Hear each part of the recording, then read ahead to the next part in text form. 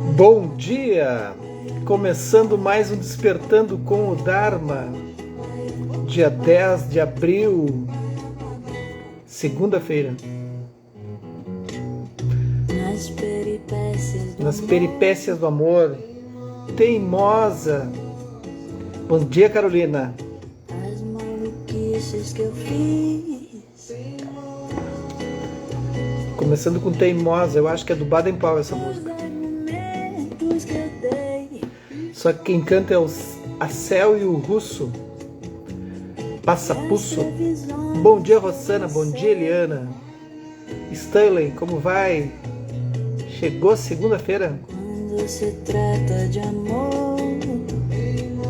Eu acho que essa música é do Baden Powell e do Vinícius de Moraes. Só que quem tá cantando é a Céu e o Russo Passapusso. Bom dia, Natalina. Bom dia, Maria. Kátia, como é que tá? Juro por Deus, peço arrego. E aí, gente, como é que foi o final de semana de Páscoa e feriadão e tudo mais? Bom dia, Isis. Bom dia, Ângela. Se atracaram no chocolate? Bom dia, Ana Tereza. Começando a segunda-feira, devagarinho.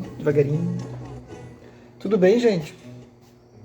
Final de semana teve a comemoração. Essas comemorações eu não sou muito fã, assim, porque são umas datas muito inventadas, assim. Mas dia 8 de abril também era o aniversário do Buda, né? Então, como a gente não sabe as datas certas, eu não sou muito fanático por isso. Mas também teve no final de semana essa comemoração. Bom dia, nega, porque ninguém sabe exatamente quando nasceu, né? Importa é que nasceu. Então vamos lá. Começando a semana, segunda-feira, o que nós temos para essa semana? Amanhã tem meditação, terça e quarta, 19h15, terça, quarta, 7h15 da manhã. Quem quiser participar online, me avisa. Eu lembrei Isis e lembrei Kátia, eu vou mandar para vocês como é que funciona. Eu mando logo mais. Aí eu já mando como é que vocês podem entrar online. Eu lembro que vocês me pediram e eu não mandei ainda. Bom dia, Conceição. Essa semana também começa um grupo de Mindfulness na quinta-feira. Tem um pessoal aí que entrou que vai participar. Então começa na quinta às 18h45, são 2 horas, é um grupo fechado. Então eu já estou com a turma praticamente pronta já. Hoje não tem aula à noite. Hoje acabou aquele do Mindfulness de segunda, se foi. Então quem quiser participar online e presencial, quem é da região, me chama, tá? Meditação. Yoga da mesma forma, presencial e online. E o que mais? É isso. Vamos seguir. O Poder das Dakinis. Tá? A gente já passou mais do que o meio ali. Já tem um outro próximo livro que a gente vai ler, que é da Bodhigaya. Da Bodhisattva. Da editora do Lama Padma. Vou mudar um pouquinho o contexto. E esse aqui é o Poder das Dakinis, editora Lúcida Letra, com a Micaela Haas, nos trazendo sobre as Dakinis. Ok, bora lá? Já tá com saudade? Daí entra na meditação de terça ali, ou de quarta, como tu puder, que tu vai ver que vai funcionar também, é super, super intenso. Quem participa sabe. É um monte de coisa que acontece. Página 232, quem acompanha. Em busca de uma mulher santa. Vamos lá? Nessa época, Lakshmi já era uma monja há 10 anos. Com pouco apoio financeiro, que mal dava para se alimentar, ela morava em uma cabana de barro, sem encanamento nem aquecimento. Bom dia, Andréia. E eletricidade apenas ocasionalmente. Tarde da noite, sentada em sua cabana, na floresta perto de Dharamsala, ela ouviu uma voz fraca, com um forte sotaque sulista. Socorro, me ajude, estou perdida. Aventurando-se com uma lanterna, encontrou uma mulher idosa, apavorada, tropeçando pela floresta. Lakshmi a acompanhou de volta ao hotel e não pensou mais no assunto. Mas no dia seguinte, no mercado da vila, ela encontrou outra vez a mulher, que acabou se apresentando como Elda Hartley, a cineasta espiritual pioneira e fundadora do Hartley, do filme Fundação Hartley. Elda acabava de voltar do Tibete, desiludida. Eu não conheço essa fundação. Bom dia, Vera. Desiludida e frustrada com as terríveis circunstâncias dos tibetanos que viviam sob ocupação chinesa, e por ver a cultura tibetana em frangalhos. No calor do momento, durante o chá com Lakshmi, Elda mudou a conversa. Será que ela podia ligar o gravador e fazer um filme sobre aquela monja tão incomum? Seu projeto se chamava Em Busca de um Homem Santo, ri Lakshmi. Mas em vez de um homem santo, ela me encontrou. Quando surgiu o assunto da conferência de monjas planejada para acontecer em Bodh Gaya, Elda Hartley perguntou: quanto você tem de dinheiro para organizar esta conferência? Lakshmi respondeu: nada. Meus bolsos estão completamente vazios. Bom dia, Krau. Bom dia, Grácia. É isso aí. Elda, e aí a Elda ofereceu-se espontaneamente para emprestar $5.000, mas Lex hesitou. E se ela não conseguisse arcar com as despesas? Nesse caso, disse Elda, seria uma doação. Tá aí. Bom dia, Letícia. Mas você nem me conhece, Lexa retrucou uma última vez, ao que Elda Hartley respondeu com segurança: eu te conheço. Tudo se resolveu, parece inacreditável, mas Lex gastou exatamente como havia planejado e devolveu cada centavo a Elda.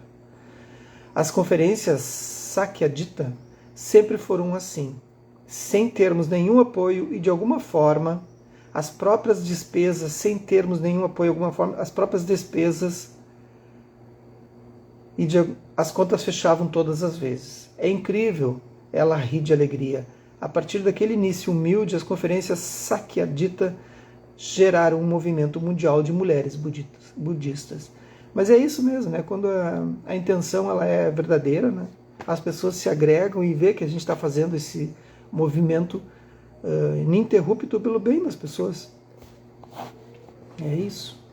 E aí as pessoas ajudam financeiramente, apoiam ou apoiam de outras maneiras, da forma como consegue apoiar, né? E é assim que a gente vai se movimentando. Sakyadhita significa filhas de Buda. É, mais ou menos. Dita pode ser, mas Sakya não é Buda. Sakya é apenas seria como guerreiros, assim. Não tem não tem a conotação Buda. É que o Buda fazia, o Siddhartha Gautama, ele fazia parte de uma região dos Sakyas, né, que são os guerreiros. Então, não necessariamente filha de Buda, né, filha daquele contexto ali. Bom dia, Fátima. Bom dia, Simone. Sua Santidade o Dalai Lama abriu a primeira conferência em Bodh Gaya em 1987, diante de 1.500 participantes. Um arco-íris vivo de mantos esvoaçava de um lado para outro, na aglomeração superlotada sob uma tenda. Amarelo e cor de vinho do Tibete, cinza e preto da Coreia e de Taiwan, amarelo e laranja do Sri Lanka, rosa da Birmania e branco da Tailândia. Então cada lugar tem uma cor, né, dos seus mantos. A cada 2 anos, milhares de monjas e monges, leigas e leigos se reúnem em um país diferente para discutir questões importantes na conferência da Sakyadhita. Qual é o principal obstáculo? Sexismo. Lex resume com franqueza. Ela não tem medo de usar a palavra que começa com F, o feminismo, diz ela. Ironicamente, com um sorriso tímido, tem sido chamado de teoria radical segundo a qual as mulheres são completamente humanas. O desequilíbrio de gênero afeta as mulheres budistas em todo o mundo. Estamos falando de mais de 300 milhões de mulheres dedicadas à paz, honestidade, bondade amorosa e compaixão. Certamente gostaríamos de incentivar os talentos e o potencial dessas mulheres maravilhosas. Mas olha, é impressionante, né, esse negócio do sexismo. Mas tem muitas mulheres também que são assim, que são favoráveis a esse. Eu conheço, já ouvi mulheres dizendo, não, o papel da mulher. Eu vi mulheres dizendo isso. O papel da mulher é ficar em casa cuidando dos filhos. Esse é o papel da mulher. Eu ouvi. Aí não tem como, né? Enquanto o marido sai para a rua. Que século nós estamos? 12? No Ocidente, cada vez mais professores reconhecem esse potencial. Mas as mulheres quase não têm voz nas instituições budistas asiáticas. Aqui no Ocidente é bem diferente, né? Para que as mulheres cheguem a posições de liderança, elas precisam receber educação e treinamento completo. Que os deuses sejam vitoriosos. Tudo bem até aí, gente? Quem chegou agora há pouco, tá tudo certo? Fátima, tu vai querer participar do grupo? Não sei se a Lu, tua irmã, te mandou mensagem. Tu tem que me avisar hoje ainda, de preferência agora de manhã, do grupo do Mindfulness. Não sei se ela te mandou mensagem, senão tu me chama. Bom dia, Ana Karenina. É por isso, Liege, bom dia, é por isso que Lekshi viaja por Ladakh. Sim, vou, mas então tu me manda uma mensagem para eu ter o teu WhatsApp. Bom dia, Lourdes. É por isso que Lekshi viaja por Ladakh. Com a amiga monja, ela tem que caminhar 4 dias inteiros a pé. Às vezes, andando pela neve, lutando contra a altitude de tirar o fôlego nas passagens nevadas, carregando tudo nas costas. Ela cumprimenta aldeões e nômades alegres, com seus rebanhos de iaques que encontra ocasionalmente ao longo da estrada. Ela atravessa um panorama de monastérios de sonho, penhascos antigos, comboios do exército, grandes abismos e rios idílicos. Cruza uma passagem de 4.000 metros, gritando, Liadjalo, não sei, que os deuses sejam vitoriosos, como fazem os locais para celebrar a vida. Então imagina, né, 4.000 metros de altitude, num morro, né, no alto do Himalaia, só com as lhamas. O sol tórrido é impiedoso devido à altitude e à atmosfera rarefeita. Não há árvores naquele deserto montanhoso. Mesmo usando o protetor solar, sua pele queima. Mas no fim da tarde, quando os ventos começam a uivar e que por algum milagre conseguem sobreviver de forma tão incerta, inunda seu coração.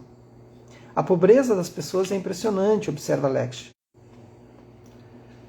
Caiu o Instagram, né? Voltou. Estão todas de volta aí? Alguém me dá um sinal que estão ouvindo para eu recomeçar. Voltaram?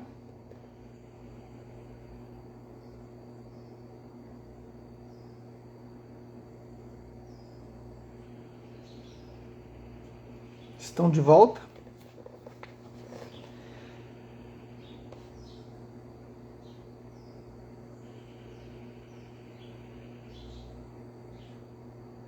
Se alguém puder fazer algum sinal aí, algum coraçãozinho, uma mãozinha, uma palavrinha, para me dizer se vocês estão aí, porque deu uma queda no Instagram.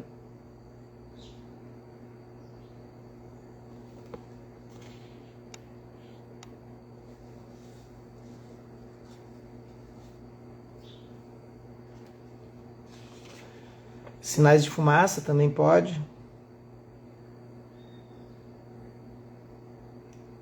Vou seguir. Suas vidas são muito duras, mas seus rostos são vibrantes e radiantes. Voltou. Ótimo, obrigado, Kátia. Uma foto de sua santidade, o Dalai Lama, é o bem mais precioso que existe em todas as casas. Sua presença radiante no altar lhe dá consolo e esperança. Bom dia, Lu. Bom dia, Michele. É isso aí. Eles não têm carros, nem eletrodomésticos, nem móveis, apenas as roupas do corpo e a adorada fotografia da sua santidade. Dia após dia comem farinha de cevada torrada misturada com chá ralo ou pão chato ou coalhada, sobrevivendo de uma curta estação de plantio a outra. No verão, antes da colheita, o estoque de alimentos está quase acabando. Por incrível que pareça, por mais pobres que sejam, os zangiskares sempre parecem estar brincando e rindo, bem-humorados, serenos e curiosos. Como é que podem, né? As pessoas... Mas aí eu estava lendo e pensando nas pessoas que moram no Nordeste, assim, naquelas zonas completamente ermas do Nordeste, aqui do Brasil, né?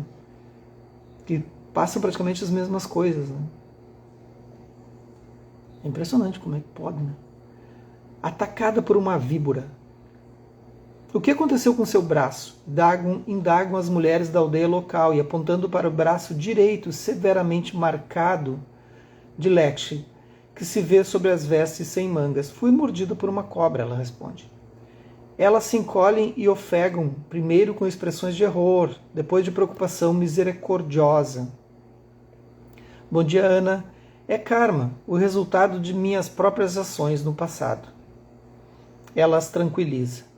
Com certeza, o que mais poderia ser senão o resultado das ações passadas? Algo assim. Agora você é monge e vai criar méritos nessa vida, então com certeza as coisas serão melhores na próxima vida.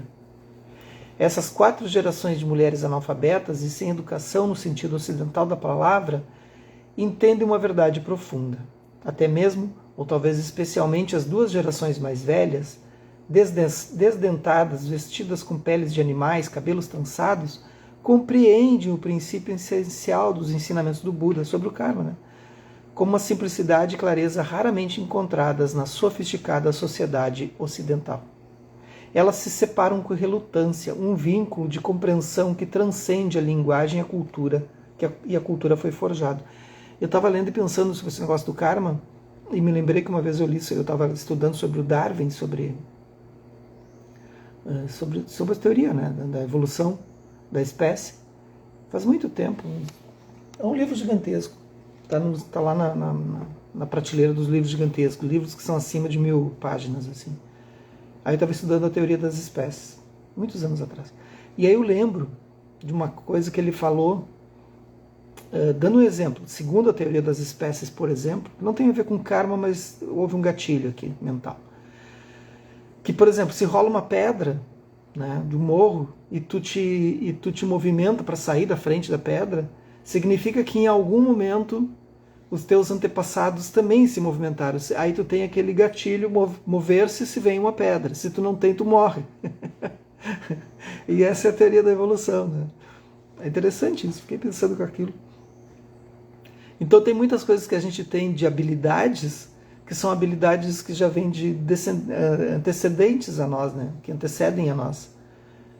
E isso tem uma relação assim interessante com o karma, né? Tem algumas coisas assim. Mas é uma questão mais genética, né? Mas eu fiquei com aquilo, né? Pessoas que vão... Quem é que não vai se desviar de uma pedra? Sei, Darwin acho que estava de sacanagem, né? Ele deu esse exemplo, eu fiquei, mas não é possível. Será que tem alguém que olha para uma pedra vindo, e aí esse que não tem esse app foi o que morreu? Vai morrer de novo? Não sei. Sistêmico, diz a Fátima. Fátima é antropóloga. Quando largam essas palavras sistêmicas assim, eu já perguntei, é da antropologia? Mas tudo bem. A picada de cobra aconteceu perto de Dharamsala em 1989. Havia tantas monjas querendo ingressar em seu programa de estudos que Lekshi foi à procura de um lugar adequado para construir nos terrenos próximos.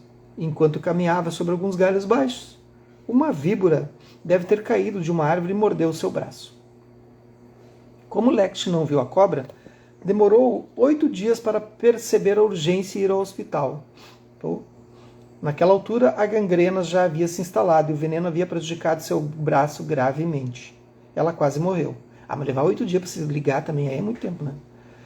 Por semanas, mal conseguia se mover e o mundo ao seu redor, os médicos e o barulho dos outros pacientes, tudo se derretia em um borrão confuso. Naquele hospital rural indiano, com sua pobreza extrema, equipamentos insuficientes e higiene precária, era difícil sobreviver mesmo sem uma picada de cobra. Então Lekshi enviou um SOS. Uma amiga de San Diego respondeu ao seu telefonema urgente e a acolheu. A picada de cobra é de fato a razão pela qual ela mora agora nos Estados Unidos. Muito doente para voltar à Ásia, ela retomou seus estudos no Havaí e concluiu o doutorado. Na dúvida, volte para a escola, não é? Ela não havia planejado aquilo. Achava que ficaria na Ásia para sempre, ajudando a sustentar as monjas de lá, mas a picada de cobra marcou uma virada em sua vida. E é assim, né? Oi, mãe, bom dia. Às vezes tem um movimento que a gente não entende na nossa vida, assim, né? Aí leva um tempo para a gente entender, assim. Tem até uma parábola, né, sobre os cavalos, que um fazendeiro tinha um filho único. Eu não vou contar. Sou péssimo para contar parábola. Era cavalos, filho, fazendeiro. Mas tem uma parábola aí, alguém já deve ter lido sobre ela. Mas tem sempre alguma coisa que acontece na nossa vida que a gente não entende, assim, por que acontece. E a gente fica ali, né, naquele processo todo, daí lá na frente, muito tempo depois, aí tu começa a entender, assim, as peças começam a fechar. É que o tempo é uma coisa muito humana, né? O tempo, essa criação, que é uma criação do desejo, é uma coisa muito humana, né? O tempo para esse resultado cósmico é muito, muito diferente. E a gente não entende. Ela aceita essa virada com a equanimidade característica de uma praticante experiente. Os budistas acreditam que nada acontece sem uma causa. Claro que a gente acredita nisso, mas claro que a gente fica ali perreando, né, e sofrendo. Nossa, por quê? Porque a gente tem que... Tu faz um movimento, mas a gente tem as contas do final do mês que tu tem que pagar, mesmo acreditando em tudo isso. Né? Bom dia, Cris. Então é uma loucura, né? Tu fica louco, né? Mas a gente acredita. No fim das contas, a picada da cobra a forçou a retornar ao reino dos deuses californianos novamente. Uma oferta de emprego da Universidade de San Diego como professor assistente de estudos religiosos veio a calhar. Ela aponta para uma pilha de trabalhos de alunos em sua minúscula escrivaninha de madeira ao lado da estante abarrotada e suspira, quase se divertindo. Não há tempo suficiente para fazer tudo. Será que ela sente falta da conexão com as outras monjas e um ambiente mais budista, como tinha na Ásia? Em São Diego, ela é uma curiosidade em suas vestes vermelhas. Esta é uma vida muito boa, uma vida muito feliz, afirma, se esquivando de uma resposta direta. Algumas pessoas podem se sentir solitárias. Eu gosto das pessoas, mas posso ficar sozinha por semanas e meses, muito feliz.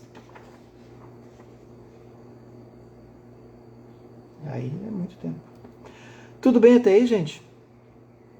Seguimos. O caminho universal para a liberação. Karma Lakshmi Tsomo valoriza o clima liberal em sua universidade católica. Eles respeitam quem segue seriamente o caminho espiritual, porque ela dá aula de religiosa numa universidade católica, né? Então ela dá aula de budismo. Mas a universidade aceita essas pluralidades. Eles respeitam, diz ela, elogiando a curiosidade e a abertura de seus alunos. Ela os envia aos templos coreanos e vietnamitas da cidade para meditar, e eles, por sua vez, parecem refletir sua própria abertura e várias tradições. Lakshmi é a única professora de budismo tibetano que conheci que se sente em casa em todas as tradições. Uma aluna de todas as escolas budistas, sem distinção. Apesar da primeira parte de seu nome que denota que ela é uma discípula do Karmapa, se recusa a ser rotulada como Nyingma, Kangyo, Geluga ou Sakya, as 4 principais tradições do budismo tibetano. Então o budismo tibetano é dividido em várias escolas budistas, assim, várias percepções. E essas percepções não são só de rituais, não são só ritualísticas. Então tem o Nyingma, a Kagyu, a Gelupa, a Sakya. Elas não, e tinham outras também, as outras meio que se dissolveram. Elas não são só escolas ritualísticas, elas têm um pensamento também, um pensamento filosófico diferente. Pouca coisa, mas tem. Apenas budista é o suficiente para mim. Eu adoro isso, eu adoro essa coisa de apenas budista. Ah, tu é budista zen, budista tibetano, apenas budista. O budismo é um só, né? Vem do Buda. Mas não, aí depois a gente assume rituais. É como o budismo, ele se ancora na religião para se propagar, mas ele pode se ancorar na psicologia também, ele pode se ancorar na filosofia também, dependendo de onde tu olha, dependendo de onde tu olha. Eu gosto de olhar mais na filosofia e na psicologia. É um lugar onde eu me sinto mais confortável. Eu não me sinto muito confortável nos rituais, então eu não vejo o budismo, não estudo o budismo através dos rituais, porque tem muitos rituais. Bom dia, Carla. Então, para mim, ele não se propaga muito para mim, assim. Não faço os rituais todos, nenhum, na verdade. Apenas eu trabalho a psicologia e a filosofia. Onde quer que eu vá, me sinto em casa, seja em um templo coreano, tibetano, birmanês ou tailandês. Ao longo de suas peregrinações pela Ásia, ela estudou com muitos mestres de várias tradições, incluindo eu também, Sua Santidade Goenka Ji, eu também estudei com ele, birmanês, um importante professor leigo da tradição Vipassana birmanesa, que a impressionou profundamente. Ela adotou a crença de Goenka de que o Buda nunca ensinou uma religião sectária, que o caminho pela libertação é universal. Quando você fica muito apegado à sua linhagem ou ao seu professor, isso é apenas mais um apego, não é? E pergunta rapidamente, afinal, o que significa linhagem para as mulheres? Os extremamente importantes detentores das linhagens do budismo tibetano são quase todos homens. Goenka Ji foi um mestre birmanês que morreu em 2013 e foi a minha mudança de vida. Assim. Eu fiz Vipassana através da prática birmanesa com a orientação dele e foi algo que foi o meu momento de cisão, assim, de onde eu virei uma página da vida, assim, da prática também. São práticas bastante severas, já contei aqui várias vezes, sempre tem gente nova, mas são práticas bastante severas e ortodoxas. Enfim, a gente praticava o dia inteiro, das 13h30 da manhã começava até as 10 da noite. Aí durante a noite você continuava praticando, porque a gente deitava em práticas de sonho, com alimentação super reduzida, uma vez por dia, 2 no máximo, para quem precisava, e em silêncio absoluto, sem contato com ninguém, silêncio mesmo. Não tinha celular, não tinha televisão, eles arrancaram todos os cartazes das paredes, para a gente não ler nada. Não tinha onde ler, não tinha nada para tu se distrair. E sentado, não podia praticar yoga, só tinha que praticar, sentava e praticava. Foi muito severo, por muitos dias. E aí foi uma virada na minha vida. É ali que eu entendi a meditação. Bom dia, Clau. Vamos fazer uma prática de estabilização curta? Se coloque na postura de meditação.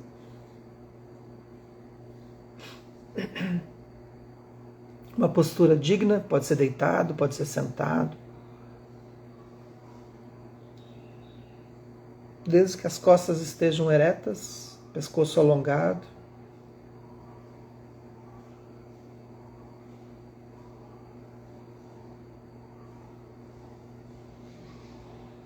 Talvez fazendo 1 ou 2 inspirações pelas narinas e soltando pela boca.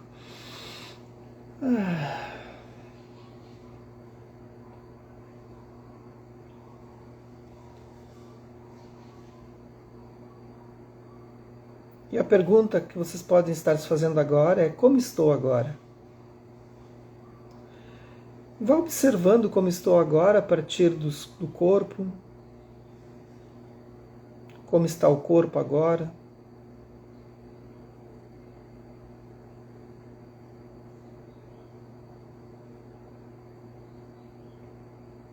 As sensações do corpo.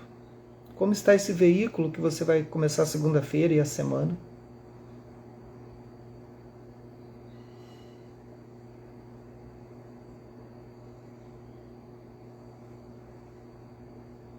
Como estão os sentimentos e emoções?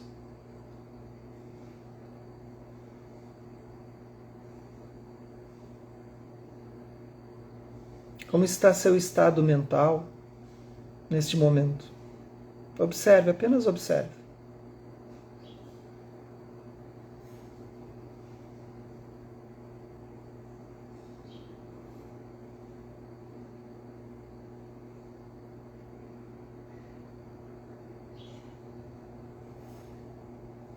Observe também como está a respiração.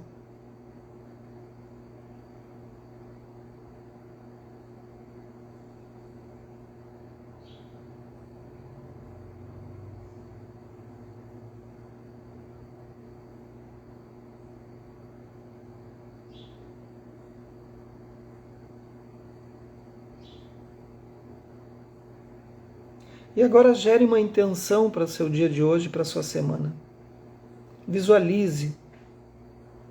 Veja claramente como você quer andar no mundo, roçar o mundo essa semana. Esse dia de hoje, segunda-feira, essa semana toda.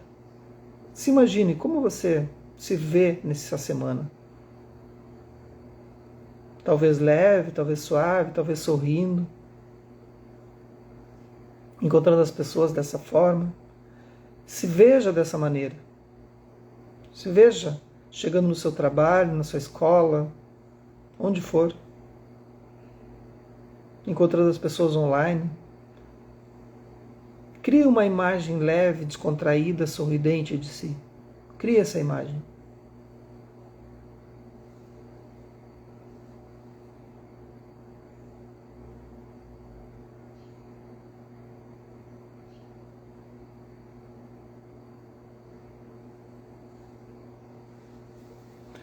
Agora, mantendo essa imagem, vá para a vida.